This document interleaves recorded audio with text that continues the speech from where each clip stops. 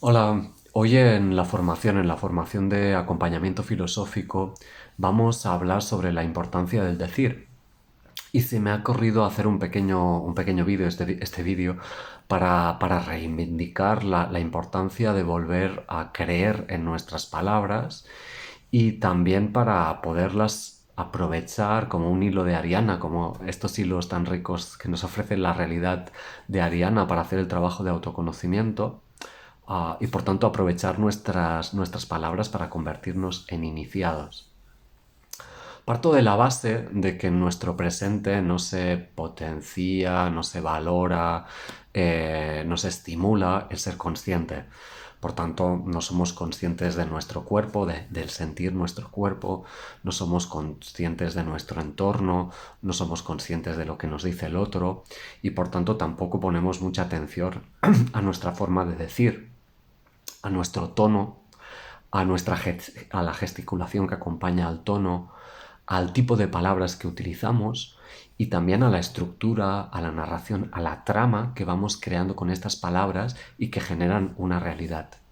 Estamos descomprometidos con nuestro decir y llevándolo un poco al extremo, generalmente pensamos que las palabras se las lleva el viento. Pero no obstante, las palabras agreden, pueden ser una bofetada. Con las palabras enamoramos, con las palabras también insuflamos ánimos o con las palabras encubrimos verdades. Y por tanto, las palabras tienen un poder, nos ayudan a hilvanar. Son hebras que ayudan a generar una trama, una narración en la que vivimos, una narración a través de la que tenemos una idea de nosotros mismos. Y por tanto, con las palabras vamos formando un libro, el libro de nuestra vida. Entonces la pregunta es, ¿no sería interesante prestar atención al tipo de narración y a las palabras con las que creamos y escribimos este libro?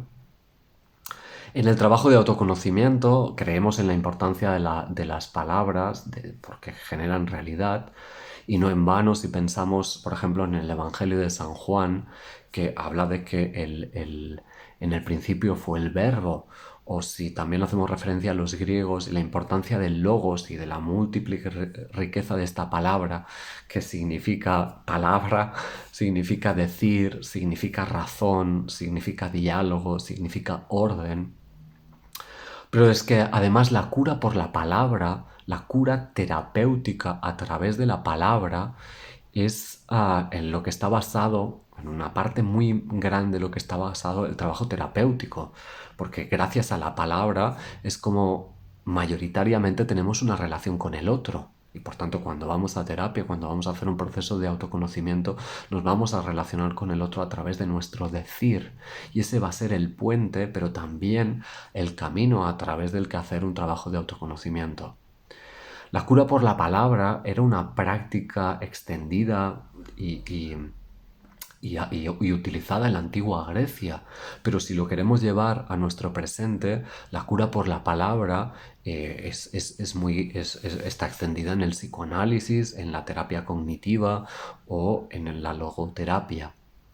Me quiero centrar, no obstante, dentro de toda la importancia de la palabra y lo que podría hablar respecto a ella, me quiero centrar en un término que es la parresía, que es un término que rescata Foucault. Me voy a basar en este autor, aunque, por ejemplo, Judith Butler escribió un libro el año pasado titulado Sin miedo, que habla de la parresía, que se puede traducir como el decir libre, el decir honesto, el decir valiente.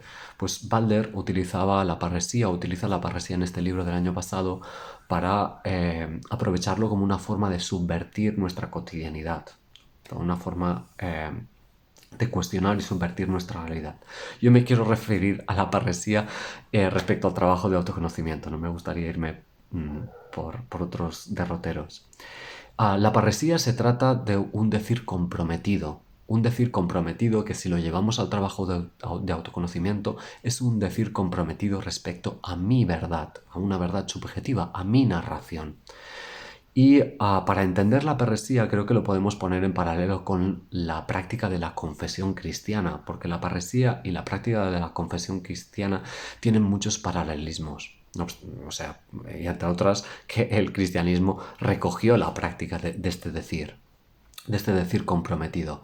Para los cristianos, la práctica de la confesión, que se realiza también delante de otra persona, tiene como finalidad poner encima de la mesa aquellas estrategias con las que me he dado cuenta que me alejan de la ley o de la forma o de la ética de Dios, y que por tanto, una vez dichas y una vez obtenido el perdón del confesor, me permiten hacer la comunión, unirme con Dios. Bien, para la práctica del autoconocimiento a través de la parresía, a través de este decir comprometido respecto a mi verdad, am, la tarea consiste en poder decir respecto a mí mismo de tal manera que pueda discernir, gracias a este decir, si mi práctica vital está siendo honesta o no. Es decir, si con mi vida me siento honesto o no. Si me siento también satisfecho con mi forma de vivir o no. Y por tanto, este decir comprometido conmigo mismo es un decir que busca detectar aquellas estrategias a través de las que me aparto de la actitud filosófica, aquellas estrategias que utilizo para trampear con mis miedos y mis deseos, pero sin poner toda la carne en el asador, sin tener una vida comprometida con la verdad. Son, por ejemplo, cuando me puedo confesar a mí mismo que he aparentado o he hecho determinada acción para recibir los elogios de los demás, para tener la mirada de los demás, pero que en esa actividad yo no me he sentido pleno. O por ejemplo, cuando no he confesado que tenía miedo y lo he gestionado de otra manera o aparentando otra forma de ser. O por ejemplo, cuando en vez de decir lo que quería, me he dejado llevar por las circunstancias o por lo que querían de los demás digamos, he perdido la oportunidad para expresar mi propio deseo por miedo a lo que puedan pensar los demás. Por tanto, en este decir comprometido mío, en el que consiste la parresía, se trata de confesarme a mí mismo aquellas actitudes a través de las que trampeo la vida, pero que no me permiten tener una vida más auténtica, más emancipada y más profunda. Porque son estrategias que surfean una forma de vivir más profunda. Por tanto, es un decir indagatorio, es un decir a través del que voy desvelando, al que me voy desnudando. Al igual que la confesión, es un trabajo que me permite desnudarme y que permite, por tanto, purificarme. Es un trabajo catártico como el de la confesión, si me lo tomo en serio. Solo que en este caso no es para unirme con Dios, pero sí para unirme a una actitud filosófica, a un modo de estar más profundo. Ah, claro, digamos, ante este hilo de Ariana, lo que hacen los filósofos y lo que hacemos en el trabajo de acompañamiento filosófico es potenciar la capacidad que nos dan las palabras para hacer este trabajo indagatorio. ¿Cómo lo hacemos? Lo hacemos de muchas maneras. Lo hacemos, por ejemplo, dando valor a lo literal y a lo simbólico, a la doble dimensión literal y simbólica que tienen las palabras, pero también facilitando un decir más comprometido de la propia persona.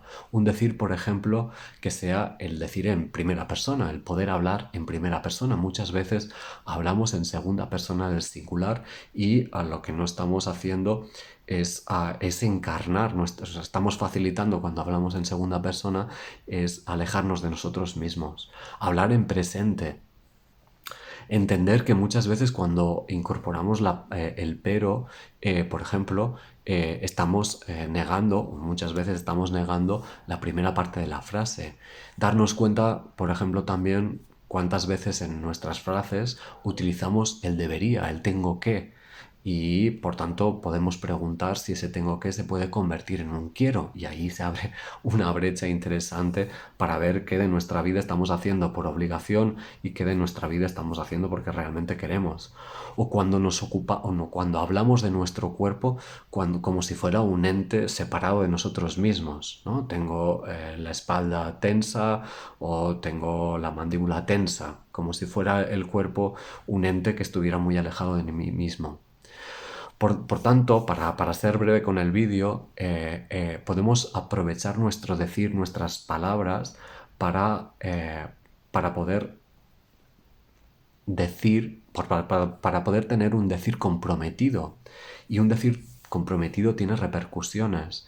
Escuchar cómo hablo es también escuchar cómo me estoy comportando y cómo me estoy colocando en el mundo. Y por tanto, este decir que indaga sobre mí mismo va a permitirme darme cuenta por una parte de esferas mías que estaban ocultas y responsabilizarme y dar respuesta a estas cuestiones. Por tanto, os invito a poner atención a cómo os expresáis para poder estirar de estos preciosos hilos de Ariana que nos ofrece la vida para hacer trabajo de autoconocimiento. Bueno, lo dejo aquí y nos vemos en otra ocasión. Un abrazo.